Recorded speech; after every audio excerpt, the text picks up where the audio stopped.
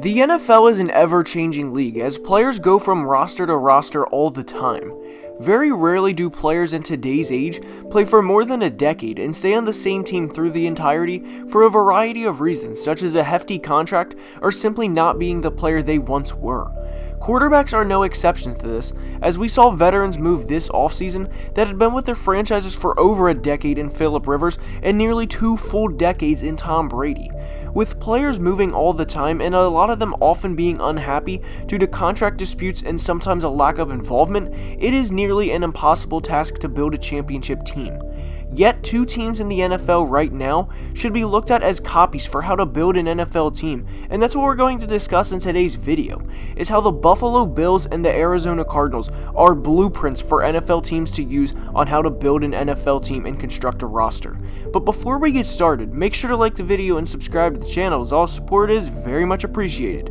Now let's begin. Let's get this out of the way first. The Chiefs and Ravens futures with Patrick Mahomes and Lamar Jackson quarterbacking each team are both extremely bright. The Chiefs just won a Super Bowl and the Ravens look to have multiple in their future as well. But they aren't the prototype of how to build a team because MVP quarterbacks like those two don't grow on trees, and they both have exceeded expectations beyond their organization's wildest beliefs.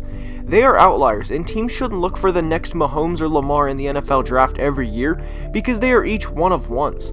However, what is more realistic for NFL teams to use is to use a model the Bills and Cardinals have used the past couple of off seasons. In 2018, the Bills drafted quarterback Josh Allen out of Wyoming, and he has a record of 15-12 cents as a starter. Football is a team game at the end of the day, and young quarterbacks need weapons around them to help them succeed and reach their full potential as a player, and that's exactly what the Bills have done since drafting Allen. In 2018, Allen didn't have the best weapons to work with, as his leading receiver was Zay Jones, who amassed just 650 yards as a number 1 wideout. However, in the first offseason with Allen on their team, they added John Brown and Cole Beasley in free agency and picked up Dawson Knox in the draft. Not only did they give him weapons to work with in year number 2, they also drafted a good running back in Devin Singletary, who in his rookie year rushed for over 750 yards and caught nearly another 200 yards out of the backfield. The Bills have recognized their chances at a Super Bowl is much better with Allen on the rookie deal than not on a rookie team-friendly deal, and have done everything in their power to get him weapons to work with. They even traded nearly half of a draft for wide receiver Stephon Diggs, and how that works out is to be determined. But at minimum, they are giving Allen all of the weapons he needs to be successful at his position. Because of this, the Bills should be viewed as the copy or blueprint for how to build around a quarterback in today's age. Not only have the Bills gave Allen weapons to work with, but they've improved significantly on defense since 2018 as well. In 2018, Josh Allen's rookie year, the defense gave up 374 points, which was the 15th most in the league and an average of 23 per game. In 2019 though, the Bills gave up just 259 points for an average of 16 per game, which was second in the entire NFL. Allen also improved as a passer as he threw double the touchdowns he did in his second year than he did in his rookie season. He threw less interceptions and raised his completion percentage 6 full percent. So not only has Allen improved since his first year, but the defense did as well, and that was a big reason why the Bills went 10-6 in 2019 versus the 6-10 the year they went before.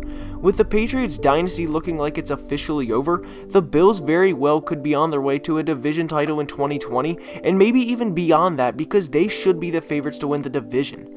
The bottom line is with Allen's steady improvement, the Bills front office giving him pieces to work with, and the defense improving is exactly how to build a team in today's NFL. Allen has made some horrendous throws at times, but that's expected with young quarterbacks.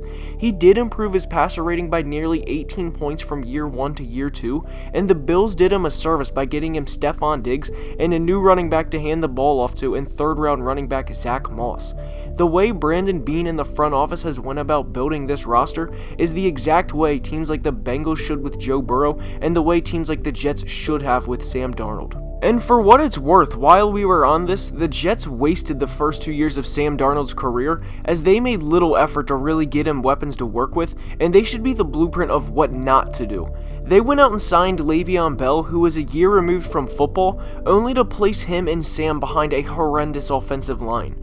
Darnold miraculously had a winning record as a starter last year, and I'm glad they got him Mekhi Becton and Denzel Mims now to work with, but the Jets should be used as what not to do when building around a young franchise quarterback. Now we're on to why the Cardinals are a blueprint as well with young star Kyler Murray. Kyler Murray was drafted number 1 overall in 2019, and he had a very good rookie year. He won the Rookie of the Year award as he threw for 20 touchdown passes and 3,700 yards. He ran for another 540 and 4 touchdowns, and the Cardinals were in just about every game, unlike years past. Kyler in his rookie year didn't have great options to throw to, and what I mean by this, before anyone says how Larry Fitzgerald or Christian Kirk aren't great options, is Larry at 36 years old in 2019 put up 800 yards and 4 touchdowns. While that's not bad production by any means, he finished 41st in the NFL in receiving yards last year.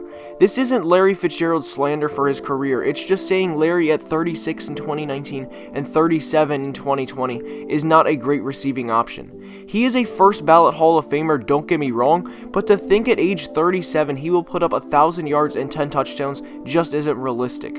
Now Christian Kirk on the other hand had 709 receiving yards and looks like a young promising receiver. He is not a true great number 1 option either.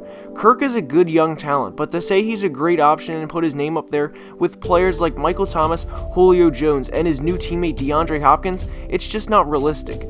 Back to Kyler though, as he put up good numbers with not great receiving options and led the Cardinals to a 5-10-1 record despite a defense that gave up the 5th most points in the league at over 27 a game. The Cardinals this past offseason acquired, and I'll be conservative here and say an undisputed top 5 wide receiver in the NFL in DeAndre Hopkins.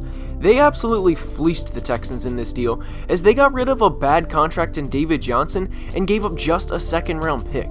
They gave Kyler Murray a true number 1 receiver who wanted out of Houston to begin with.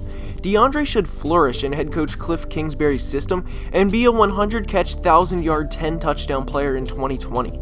Trading for a number 1 wide receiver almost seems essential in today's NFL to get a young quarterback a number 1 option, as we have seen the Bills do it, the Cardinals do it, and the Raiders, give them credit, attempted to do it with Antonio Brown. While the Raiders weren't in the position the Bills and the Cardinals were with a quarterback on a rookie contract, they did attempt to give Derek Carr a true number 1 option. But on top of giving Kyler Murray a great receiver in DeAndre Hopkins, they addressed a position of need immediately in the 2020 draft as they selected defensive player Isaiah Simmons 8th overall. A team doesn't accidentally give up 442 points in a season, so it's good to see them realize they needed a defender in the worst way. Not only did they select Simmons 8th overall, but they had offensive tackle Josh Jones fall to them in the 3rd round, who at times had been projected in mock drafts as high as 22 to the Vikings in the 1st round. The Cardinals also drafted Eno Benjamin in the 7th round in 2020, and their future looks very bright. They have wide receivers Andy Isabella and Hakeem Butler as second-year players, and those two should only get better with time.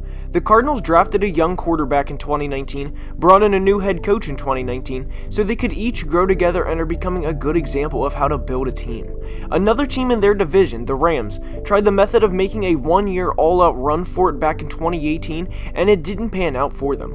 They have no first-round pick until 2022, and now have to play Russell Wilson, the 49ers, and the Kyler Murray-led Cardinals 6 times per year. The Rams are the opposite of how to build a team right now, as I am fully 100% against trading multiple first-round picks for a player that's not a quarterback. There are exceptions, of course, like Aaron Donald a few years ago, but to trade 2 first-round picks for Jalen Ramsey and to miss the playoffs the same year the team does it is certainly not good. A little bit of luck comes into play when winning a Super Bowl, and the Rams had a little unfortunate luck as Todd Gurley became a shell of the player he was in 2017 just 2 years later. As mentioned, a little bit of luck does go into every title, whether it be a fumble bounce a team's way, or the Cardinals simply getting lucky because the Texans wanted to trade DeAndre Hopkins out of the conference. Had other NFC teams known they could have got Hopkins for essentially nothing, I'm sure the Packers would have been willing to trade their first-round pick or a 2nd and a 4th for him to make Aaron Rodgers happy. As we know, that didn't happen, and the Cardinals will reap the benefits he brings to the desert. Every year teams win a Super Bowl, there was a key offseason acquisition somewhere, whether it be the Chiefs making sure in 2017 they had their franchise quarterback in Patrick Mahomes, or getting a key defensive player in Tyrann Mathieu, or in 2017 when the Eagles made a midseason trade to acquire running back Jay Ajayi. The Bills and Cardinals have placed Josh Allen and Kyler Murray up for success and put them in good positions for their franchises to win a Super Bowl in the next couple of years. Now, it's up to them to do that. And that's all I have for today's video. I hope you enjoyed, and if you did, please subscribe to the channel and like the video. It helps a ton, and I'll see you next time. Have a great day.